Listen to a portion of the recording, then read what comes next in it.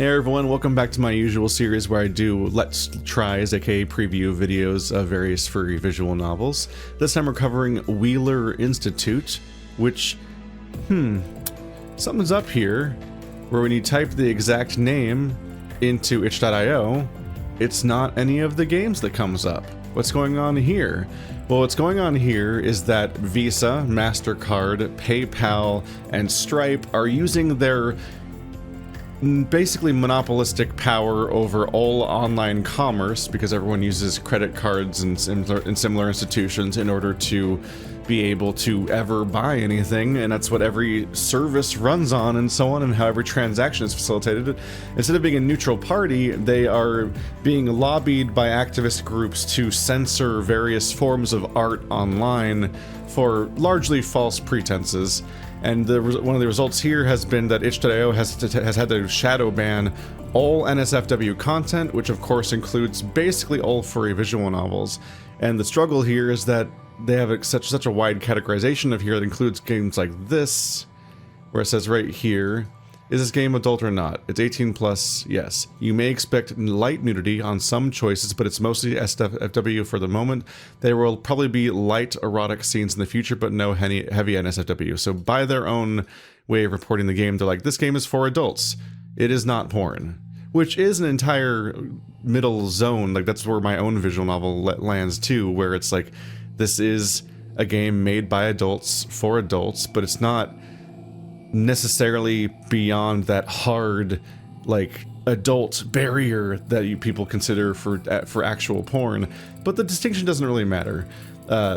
Anything that just happens to have any sort of relationships or eroticism and so on, it gets censored, it gets removed, and this disproportionately affects queer art, and that's a huge mess that we're in right now. If you want more information, go over to my third channel, Boring Threeth, the dumbest, most beautiful, stupid channel name ever, and watch these two new videos I have. Your favorite furry visual novel is banned, and itch.io banned poop and why you should care. That's a wild title and thumbnail, but I have a point to make in that one too.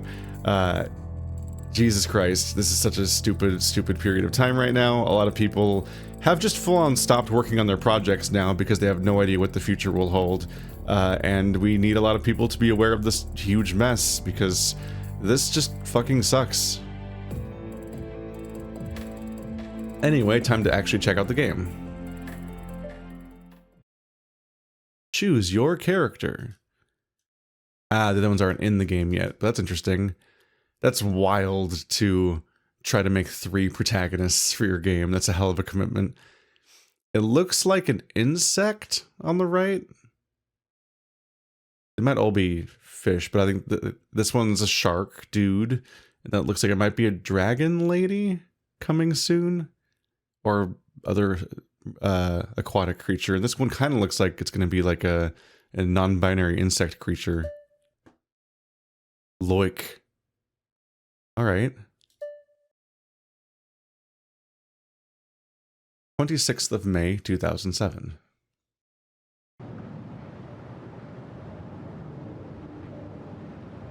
Is it a turtle? No, it's me. At this angle. The classic challenge of having to draw a shark at a front-facing angle. That's funny. See, it's my reflection. Loik, what are you doing here? Come over here. Is somebody saying that to me? Oh yeah, I guess so. Okay, wait a minute. Yeah, sure, just a minute, my ass. Come on. Hurry up. Oops. Holy shit. Julian is really dead-ass drunk. He can't even stand up on his feet. My head is aching, but at least I can still walk. I take my eyes off the television screen at last and glance at my homies. Julian and Orlean are standing a few steps away, even though Orlean has, I'm gonna be honest, don't know for sure how to pronounce some of the French names. Now, I should point out that game actually has a full-on, you can just choose whether the game's in English or French on the first screen, which is a cool thing to realize, but also so much work, wow. Even though Orlean has kept Ju from falling, That's an interesting short version of Julian. He may have emptied his glasses a bit too frantically. So we've introduced both characters, but somebody else is a question mark character? Okay, it's a bear. No, it's not. Yes, it is. Pangolin?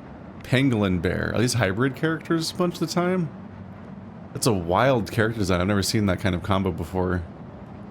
Hey. Damn it, here comes Bryce and his gang of losers. Boys, wait. I mean, boys and girls. Arlene pinches her nose and rolls her eyes. Bryce has been clinging to her the whole evening, and it seems he hasn't given up yet. Her scowl isn't enough to deter him.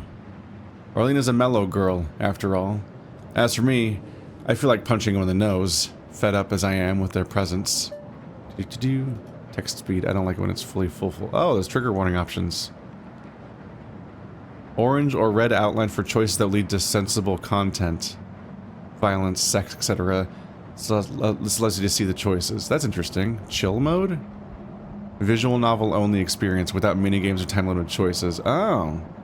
So apparently there's minigames and time limited choices. That's how I'm learning that. And so is Julian. He straightens up, leaning on Arlene's shoulder, chasing them away with threatening hand gestures. No. Shoo, you weeds. What? Weeds? Really? Are you saying that because I find your girlfriend really attractive? She's not my girlfriend. She's with Loic then? For how long you've been dating? Could have told me. Leave my friends alone, will you? Julian is whining, reaching his limit. Bryce is having fun, bantering, and doesn't seem to realize the tone of the conversation is changing. It is slightly confusing to have my character's face on the screen when other people talk. Like, it kind of fits for narration in other moments, but there's a bit where I'm like, wait, who's talking? But it's probably because they're dumping every character at us at once while we're getting used to the interface and stuff. My head is light, my tongue mushy.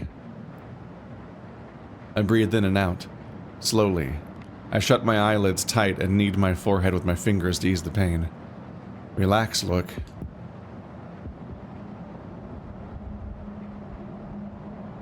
I open my eyes again. My head isn't spinning as much. Julian is now laughing his ass off, and Bryce is squealing like a stuck pig. I sigh and step forward, hoping to calm their spirits. Arlene withdraws from the group, pouting. Guys. Julian, who was snorting the second before, starts braying like a donkey. He just called Arlene a slut. His voice pitches higher, and I let out a nervous, alcohol-induced laugh. You're making fun of me too? This misunderstanding won't help. You're all so fucked up. Arlene's voice is barely audible, and everyone turns to her. Bryce walks toward her. Julian steps between them. Oh no, you're not getting any closer. Oh yeah? What you gonna do? He spreads his arms, but his unsteady steps fail to pose a convincing threat. I'm gonna beat the shit out of you. Well, that didn't work. But with faster moves, Bryce dashes forward and crashes his fist into Julian's face. Julian steps back in shock, his nose pouring blood. I'm shaking. My eyes are blurry and I have a hard time gathering my thoughts. I grab the arm that hit Julian and yell, surprised at the thunder rumbling in my voice. For fuck's sake, stop. I said stop. Oh, he's got wings on his head. I saw something, I thought there was like smoke coming out of his gills or something on the cover, like as a stylistic choice, which makes me imagine a shark smoking and then blowing it out through his gills, which is a wild visual. But he's got wings along his head. What's that one line sticking out of the... Oh, that's the staple. That's the staple in the post-it note that's... Yeah, there's a little paper clip there. That's not part of the drawing. Whoa.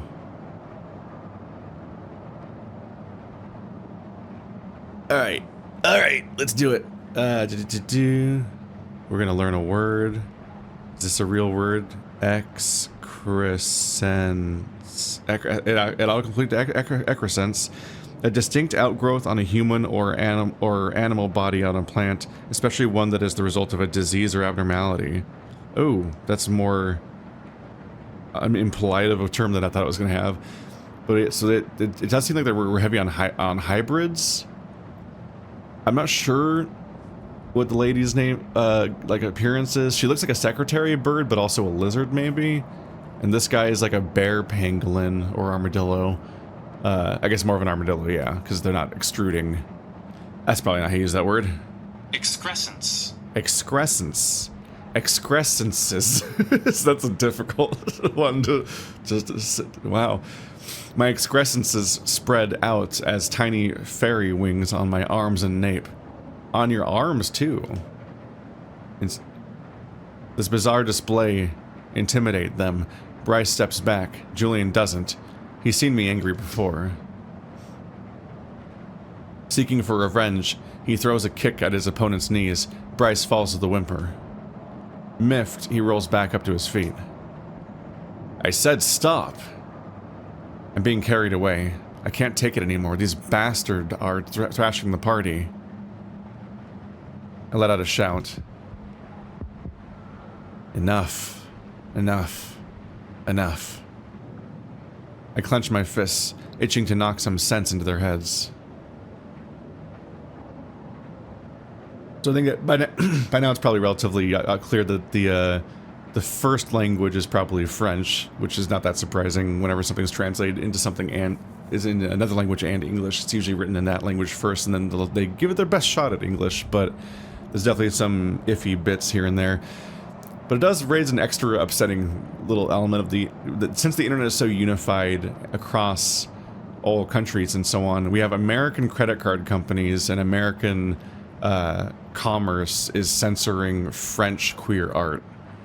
Great. Thanks. The streetlights blur into circles and stars, duplicate as reality fades and a fog spreads in the alley, wrapping everyone in smoke, hiding the others away from my sight. I back down with concern. What the hell's going on? They're still around. I can hear them. Orlean is shouting. Julian and Bryce are coughing, spitting. A red glint on the ground catches my attention. Pearls of blood stain the pavement. I briefly discern the faint silhouettes of Bryce's buddies escaping through an adjacent street. I grab Julian by the arm to help him on his feet, but he shrieks and crawls on the ground to keep himself away from me. Next to him, Bryce rolls away in erratic, awkward moves, hindered by his coughing. Why are they staring at me like that? My excrescences can't possibly cause such a panic. Was it excrescences? Excrescence. Yes, it is. Thank you, phone. I turn around. With every passing second, the street sinks deep into the fog. My head throbs at the surrounding racket. Mobile phone, tires, screeching on pavement. And at last, hacking through all the other noises, a siren screams. Police? Ambulance? Loic, what the fuck are you doing? It's a horror film. Her voice shatters on the last words. A flow of tears stream down her face as she hugs herself, tugging at her short jacket. I look down at my hands, searching for the cause of their fear. My looks can't explain their disgust. I don't get it. I shield my eardrums from the oppressing siren. The police car stops by us. 2 cops rush out. The street is now but a sea of red and blue, flashing lights gleaming in the clouds of smoke, hiding the lampposts. Hello. Oh, it hides the smoke too and you hide everything else. It's like a ringtail cat hyena? These are wild designs. Call reinforcements. Alert the Institute. We've got a drunk deviant and 6 ordinary people in a bad condition here, there. And I'm able to process the meaning of the words babbled at the talkie-walkie. I've never seen it written backwards before. Nor those followed up by a broth of sputterings. I shake my head to clear my mind, but froze in realization. A cold wave crosses my spine, grips my heart. I gasp. Guns are aiming at my chest.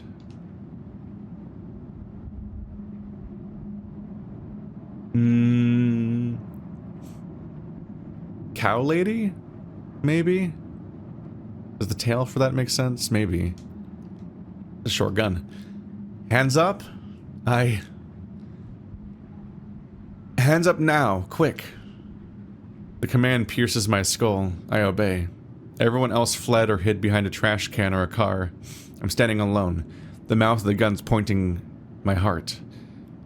I wonder if the command pierces my skull is just part of the dramatic language that's being used for everything else, or it's indicating that she can actually command people, like there's powers going on. Because he's currently doing something that even he doesn't understand, which my first reflex is like, oh, this is like X-Men stuff. But maybe the X-Men stuff of like people having abilities goes beyond, is separate from the hybrids, because people also have like mixed like animal expression.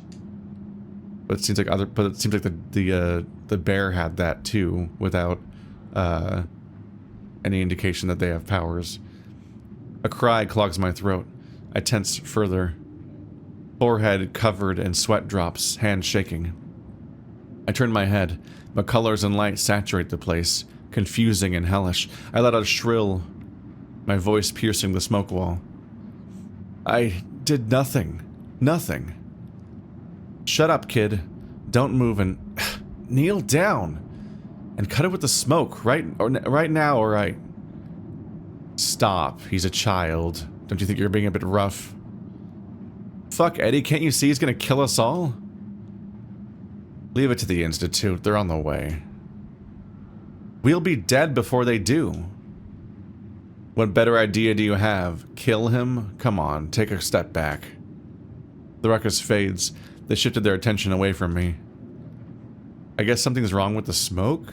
Maybe... Oh, he's crying. That's brutal. I don't know why it would be called a horror movie exactly, just for having smoke, but I don't know. The scratches on my knees twinge in waves. Shapes around me are dissolving. Am I losing consciousness? No, an itch on my cheek comforts me. I'm just tearing up. A wicked smile crooks my lips, bitter, as the salty drops hit the ground. A sniff. I try to turn my mind blank. I'd rather get numb than thinking of the policemen with... No. I won't think of it. I wipe my eyes and stare at the tire of a car stationed nearby. Focus on its silver hubcap glinting through the fog. Focus on the high pitch black brakes. Focus on the metal glowing under the streetlight. I look in every direction, except in front of me. In spite of the saturated lights, my surroundings are sinking in the dark. My head is spinning, my body convulsing. I lose my balance and fall, hands first to the ground. Only echoes inform me of the policeman's presence. He's going slack. I flop down on the pavement. The ground is cold against my shoulder. My hand is stuck under my belly. I can't feel my legs. I close my eyes. I'm so cold. In the distance, a shrill. An ambulance at last?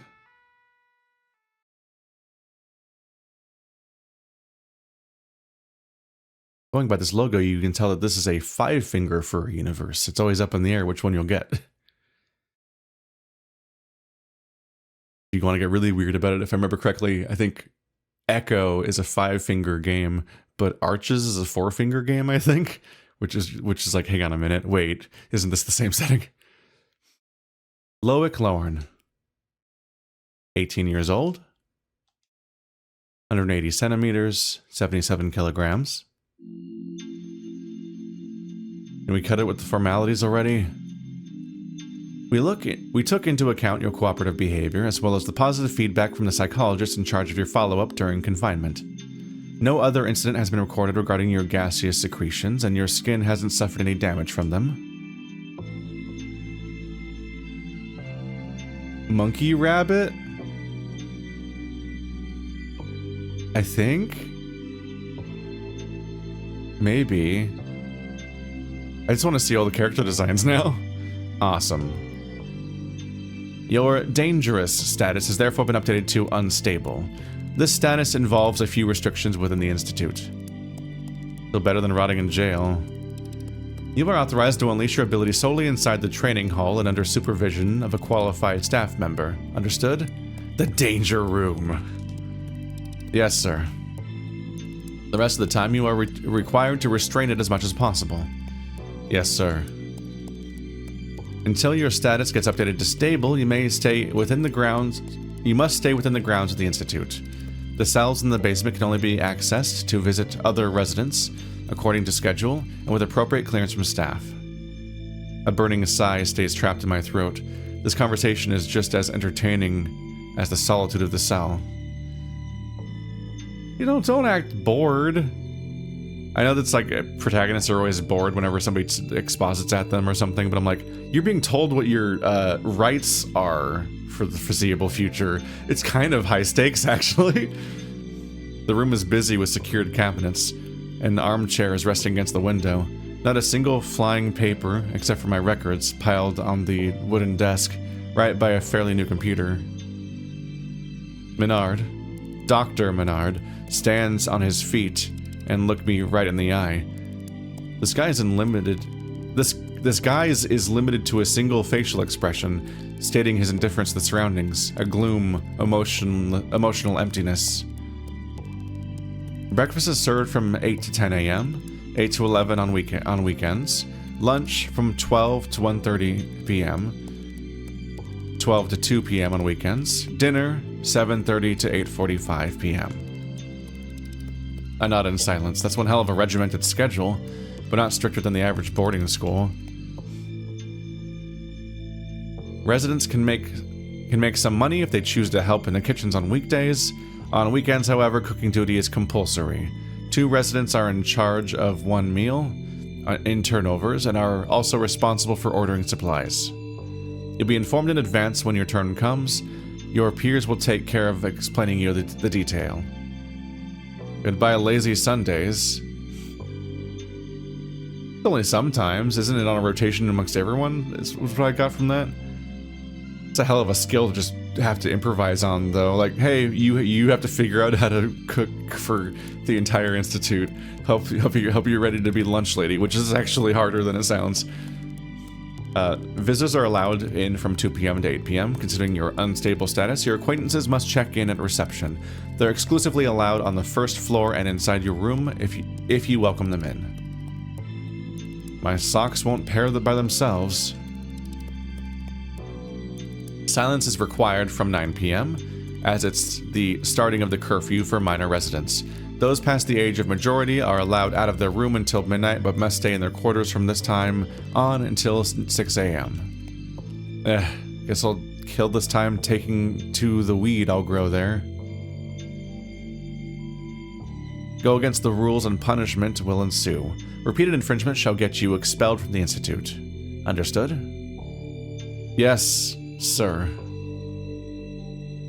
What does being expelled mean? Does it mean going to jail? Because you're not here willingly, really, I don't think. He means serious business. However, he seems to relax a bit after his formal introduction. Good. You're staying in room 201. Boys and girls sleep in separate aisles. Stepping in the opposite aisle or inside another resident's room uninvited is strictly forbidden. Needless to say, any abusive behavior towards other residents, be it of physical or psychological nature, will be severely punished. Your room can be accessed with your personal magnetic pass. Locking your door or not is up to your preference. I grabbed the card on the desk.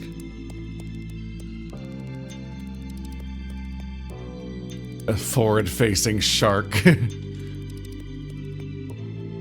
Do you have any questions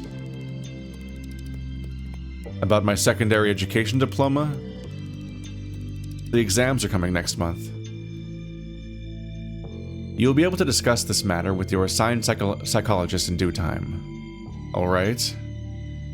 You'll be given the Institute's complete book of rules in case you be tempted to forget any of them.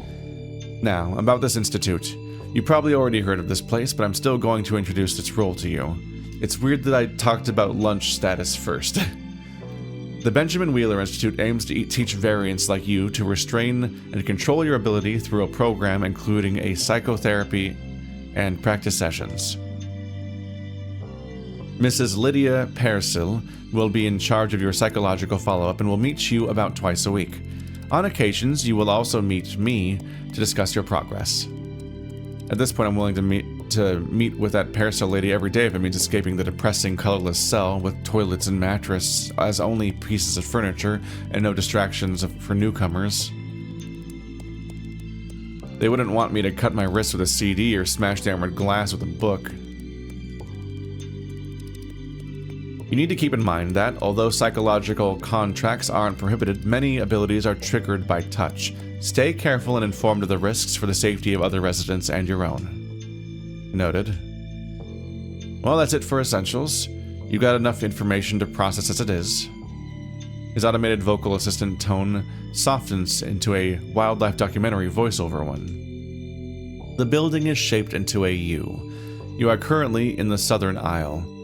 Your room is located in the northern one, up the second staircase at the end of the corridor. Thank you for your attention. A barely subtle dismissal. He grabs the pile of documents and taps the edge of the sheets on his desk in 2 hard hits. I shiver and collect the luggages my parents delivered, staring at my backpack to avoid the uncomfortable hazel eyes. All right. Have a nice day, Mr. Lauren. Goodbye, Dr. Menard. I feel weird just from saying his name. I hurry outside the room and close the door behind me. I breathe in deeply.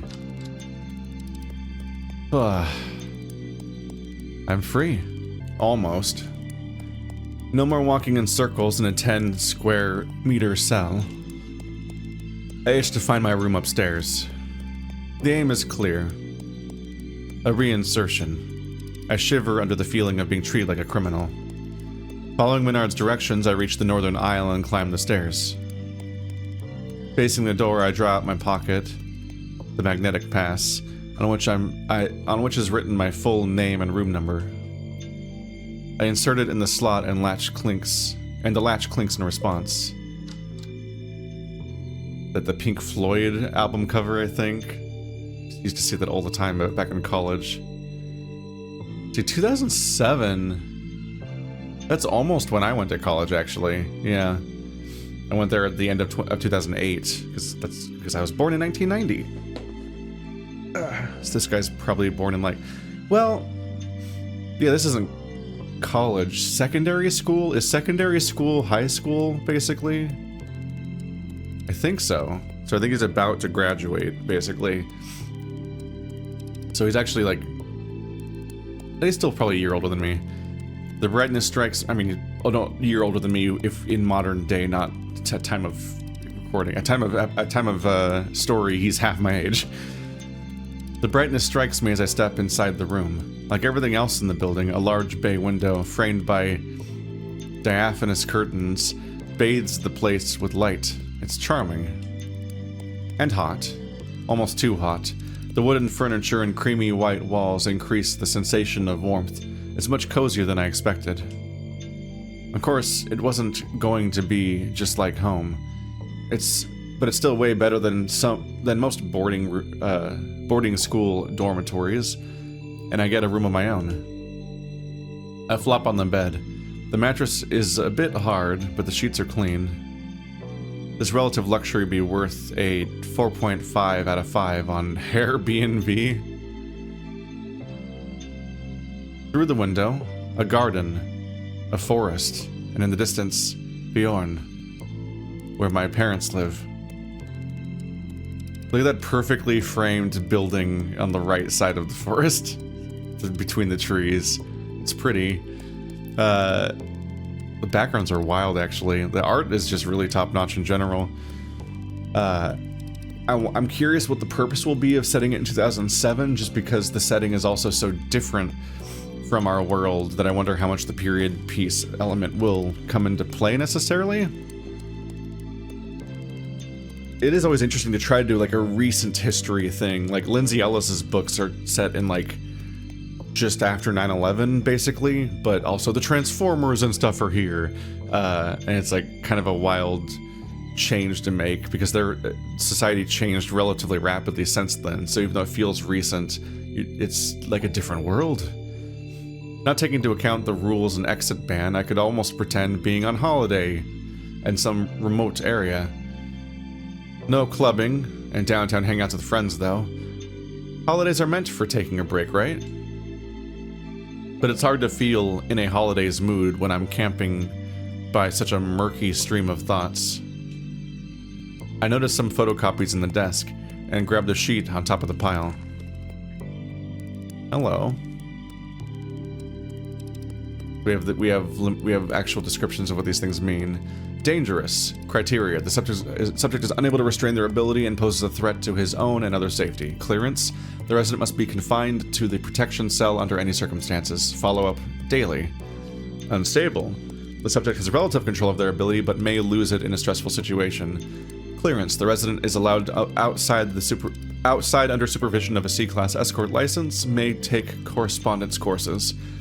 Follow-up weekly. And then stable is probably just you get free reign because you just are under complete control. Which, like, this seems like a reasonable attempt at things. Like, it's not about actively being bigoted towards the group necessarily. It's just trying to deal with the realities of people that having teenagers that might explode sometimes in literal fashion and being like, okay, keep them indoors for a bit till we can figure out how to make them stop exploding by accident, and then we can work towards them not exploding anymore, and then they can go back outside. Jesus Christ. That has always been the messy part about X-Men and so on, is that it's consistently a metaphor for racism and queerphobia, depending on what era you're looking at, which is compelling to look at, and I'll never get over quoting that line from, I think, X2, where it's like, have you ever tried not being a mutant? Which is like a parent just telling their kid to just not be gay. Like, cause it's a very, like, moments like that are potent and effective in their analog, but it doesn't quite work because the X-Men are genuinely dangerous. Like, a character like Magneto is dangerous to random people according to his own will, in a way that no person of any ethnicity or sexuality or gender identity ever is. Like, nobody is a living gun in the same way.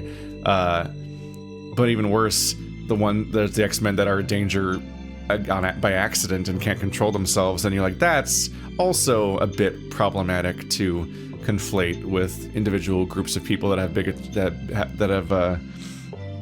bigotries directed at them and so on. But that does not make it not compelling, to be clear. And it doesn't make it not good either.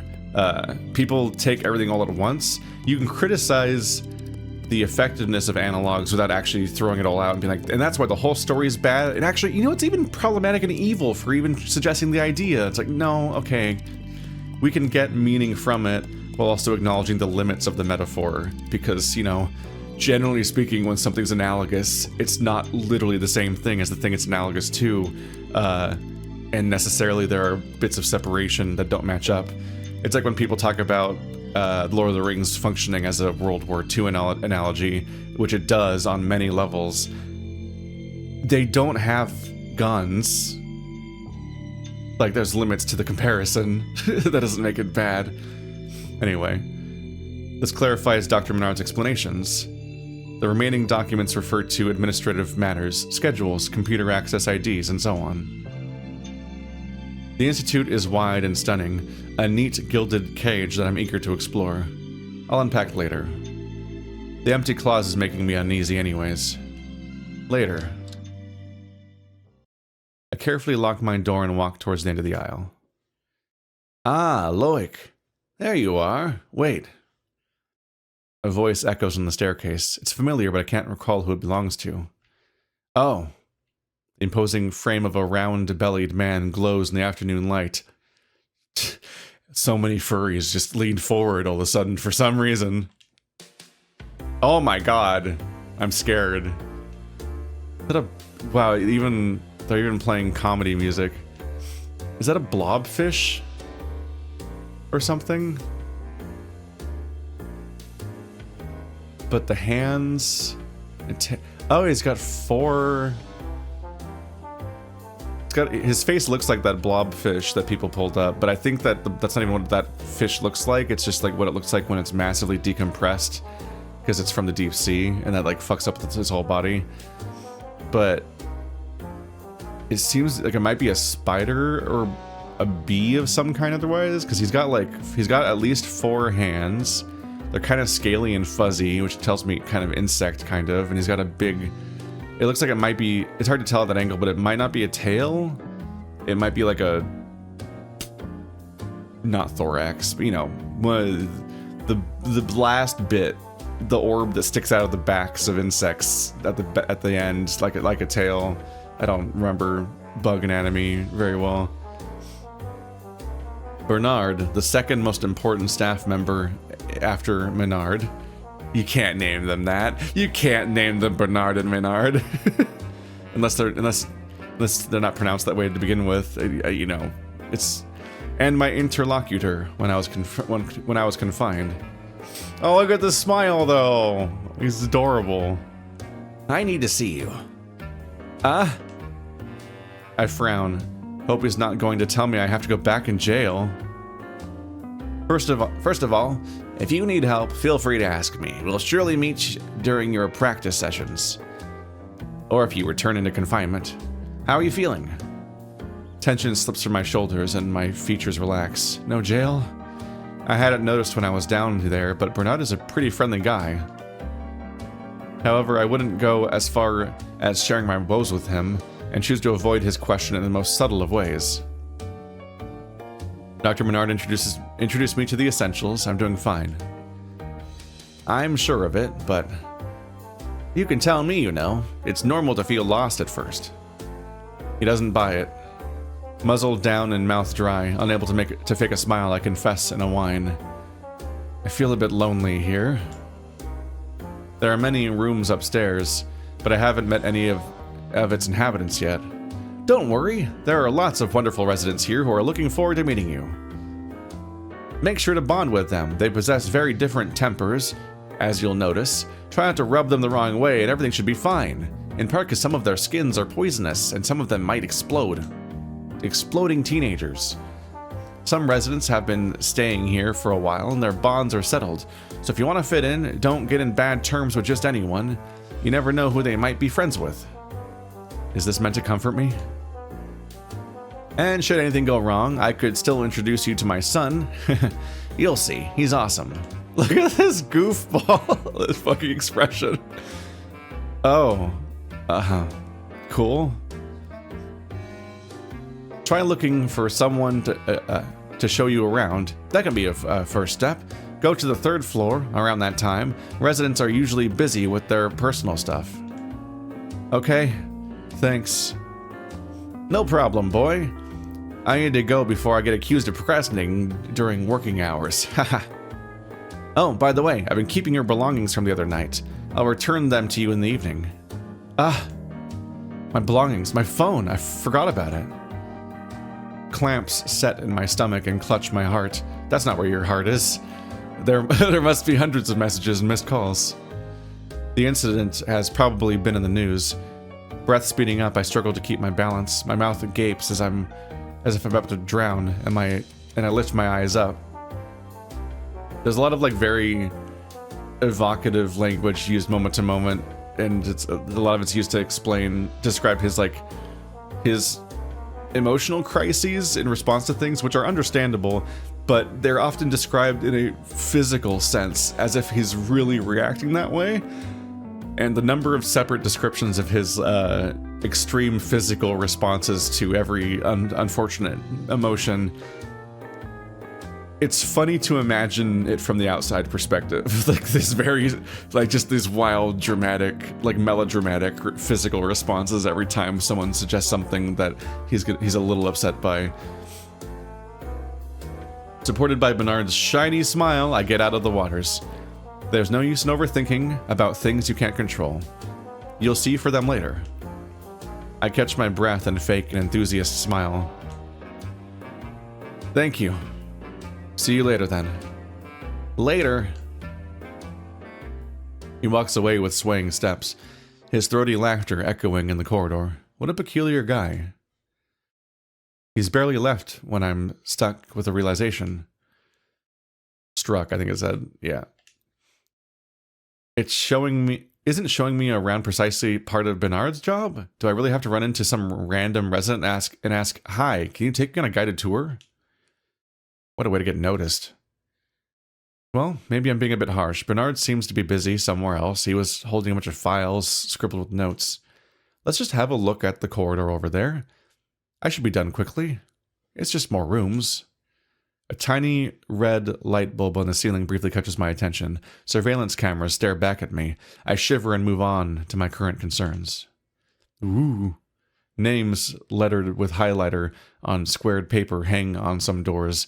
Posters with music bands and movie stars on others. Are we going to pick somebody to introduce ourselves to? Nope.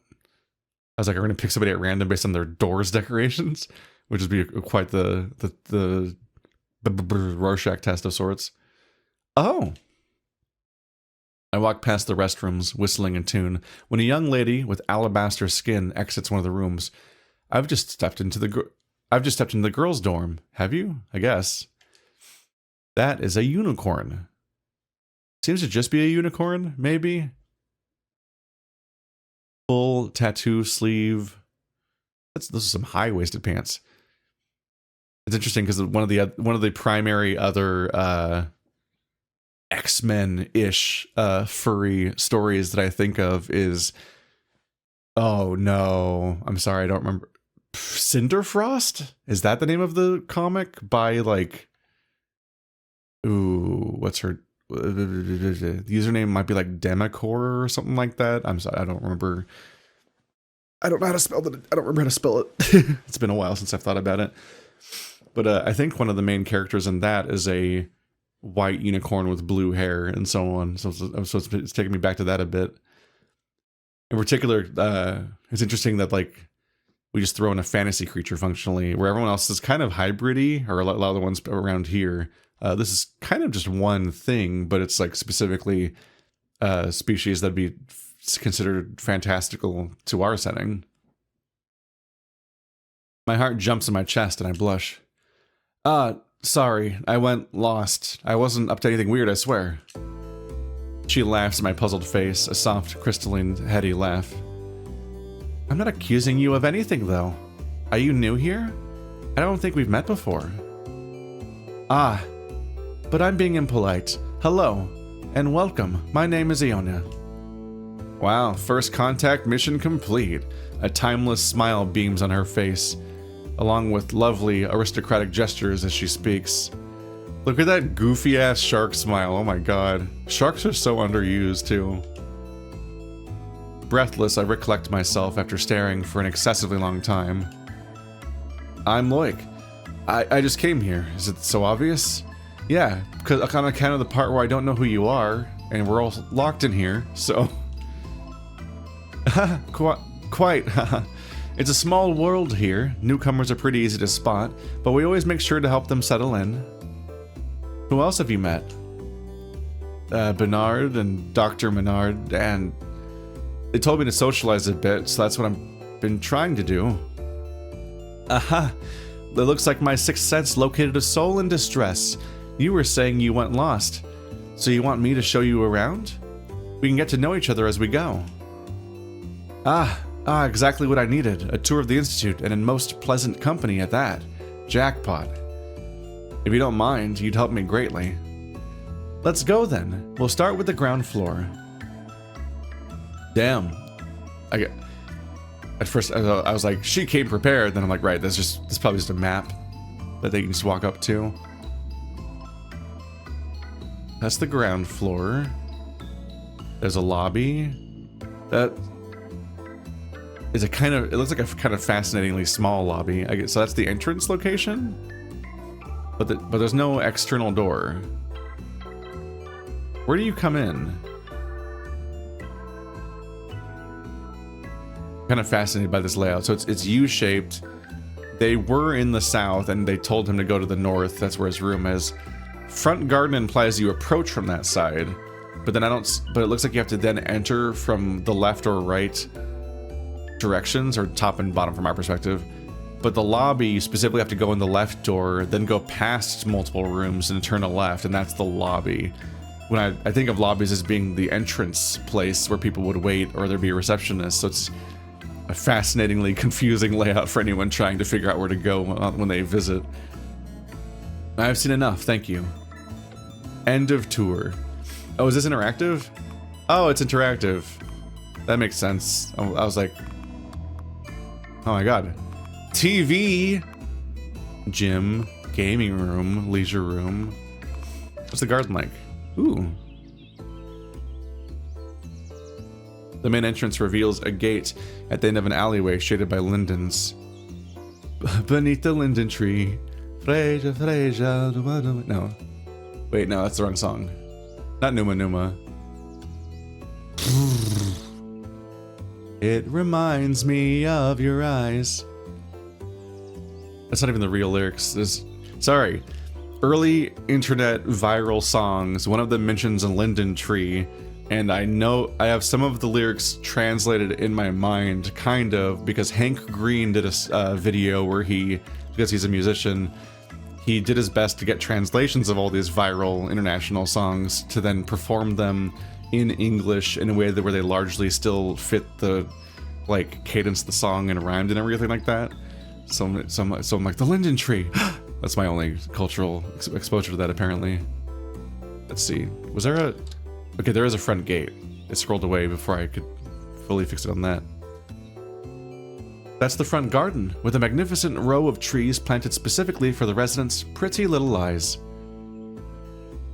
Weird way to put that. Ah. You know how the gate works? Dr. Menard hasn't mentioned it. He was probably counting on us to do it. When you're cleared to leave, you'll need to unlock the door with your magnetic pass. Got it. Oh, and about the garden. It surrounds the entire institute. It's very green. Does Menard own stocks in Lowens or something? Haha, yeah. Either that or Mr. Wheeler is on the home warren board. And despite all that, not a single picnic table. We have to get blankets out when eating outside in the summer. From here we can clearly see the Institute building's U-shape. Entrances lie at the tip of both branches. So this place is like 50% garden by volume, with there being a massive garden down the middle, which puzzlingly has no doors exiting out to it.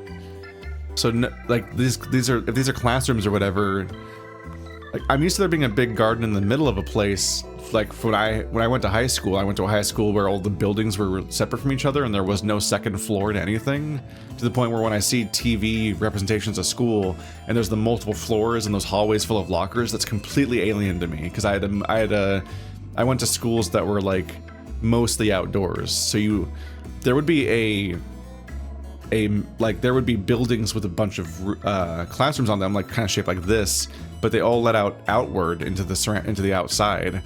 So there wasn't really any reason to go on the inside, and sometimes the inside was just like a staff-only area, and we only got in and out for the outside. It's interesting to see this big U-shape when they're already inside of a big gate, so there's not really a security concern at the front door. And there's a giant garden making it inconvenient to get around, because you have to walk all the way around to get to the other side. So it's just like, why would there not be doors here to let you out here so you can just go across?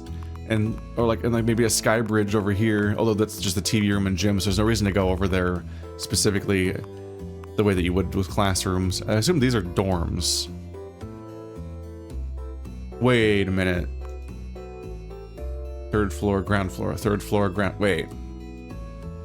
What the dickens? Is it because the second floor is just dorms? Is that why there's nothing to look at there? So I was about to point out, like, wait, didn't they say to go to the north part, then go upstairs? But I'm like, that's just the gym. He's not sleeping in the gym. But then I noticed that there's no third floor, so... There's no second floor, so the second floor must just all be dorms, and they just deemed it not worth looking at. But somewhat confusingly, you can't look at it at all, so it makes it feel like it doesn't exist at first glance. Gaming! Hello. Silly board games. A foosball table? No video games or TV. I don't know if I can tell if any of those board games are ones that I know. That kind of looks like Ticket to Ride. There's... I have not been staring at board game shelves for a while, so it's hard to tell. This game looks boring. It's also huge, jeez. And the room for quieter times. The cupboards are overflowing with various board games. I don't even know the rules for half of them. If you want an expert on those, you'll need to ask another resident. And there are a lot of social activities here. Mostly one. That one. The one I just mentioned. Yes. It's also to readapt to community life. Some abilities tend to isolate people. Here at the Institute, they try their best to avoid that. Makes sense to me. Leisure room, which is different from gaming room. There's just a piano and a couch. Imagine that you're just trying to hang out in the greenhouse for people, the conservatory, but somebody's a little too early in their piano playing arc, so they're just like horrible at it. You're like, no, please. Leisure room. People love it for how illuminated it is, and the piano airs people play here. Piano airs people play here. Don't know. As for me, I come here for the couch. It's super comfortable. Are there that many residents that play music? Some. Piano, violin. I even heard a harp once. Someone probably has one in their room. A whole harp? Who got it in? That'd be difficult to get up the second floor. Yeah. Oh wow, the mental picture of that. Sai Shen probably helped them. Does Sai Shen have telekinetic powers? You don't know who plays it? I'm sure it's a girl. Which one, I have no idea. You'll have to breach the forbidden dorm if you want to elucidate that mystery. Don't gender essential the harps. Oh, wait, no, it's because they're in a specific part of the area, right? Nope, once bitten, twice shy. Yeah, we'll see about that. What is this, some kind of dating sim? Oh yeah, there's a TV over here. If you would like to stare at an open window in the direction of the sun to watch TV. Oh no, where are the curtains? Please. Television room. The screen is recent. Its 5 predecessors ran into some issues. The 5 predecessors? Yep. Video games make people violent. You're kidding, right? Yes and no. They've really been the origin of a few losses of control, but rarely are the main reason. There are a lot of consoles. Are there? Oh, it's a GameCube. And a PS2. 2 consoles. That's a lot. It looks like a DVD player and a cable box otherwise. It's period accurate. If a little late. 2007, the Wii exists, the PS3 and Xbox 360 exists. So they're a little outdated at this point. Because that most of those things came out in 2005? Get with the times, kids. Although the PS2 was a powerhouse console. Especially internationally, actually. So if we're in France, that's interesting. If I remember correctly, the PS2 was just impossible to get past. In part because the PS3 was so unpopular and so expensive, and it was a big barbecue grill and $600, and just people that it didn't really take well at the beginning of its generation. It did better later. But I worked at Best Buy around this time, and I specifically remember that we fully replaced the gaming section with a 360 era and a PS3 era and a Wii era, and there was so many Wiis. We had towers of boxes of Wiis just on the floor just because they would move at such a volume because so many people bought Wiis. But the PS3 aisle ended early, and that's because at the end of the aisle was a PS2 section still. We were still selling PlayStation 2s so many years after the PS3 came out. I worked there in like 2009 and 2010, I think. we were still selling PS2s the whole time, and a bunch of some PS2 games, but especially FIFA. So it's like people were still making PS2 versions of their soccer games and so on, and people would buy them up, and it was oftentimes still shifting more units than the PS3 was, and especially the PS Vita, which, whoops, they really had a tough time putting out new hardware for a few years there, didn't they? There are a lot of consoles. Yep, some residents spent hours in here. Be careful not to overwrite someone's save file. Oh god, public save files. We sometimes organize gigantic movie nights. If you mind gigantic, you mean 2 couches worth. But horror themes went out entirely too often. That'd be me. I'd be a part of that problem. She cringes. I am titillated by the idea, all bunched up on that small couch. I ask her teasingly, "Don't have a knight in shining armor to nuzzle up to?" She crosses her arms, frowning. Or a sweet heroine. Maybe I do, and maybe it's not enough.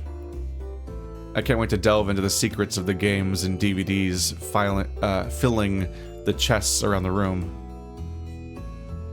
Alright, there's a fair bit of tour to go, and there's just more game in general, but we are about out of time for today, so if you want to check out this game, you can check it out via the link in the description, at least for now. Right now you cannot find this game on itch.io because it is shadow banned, and most furry visual novels are. It really fucking sucks. I'm very upset.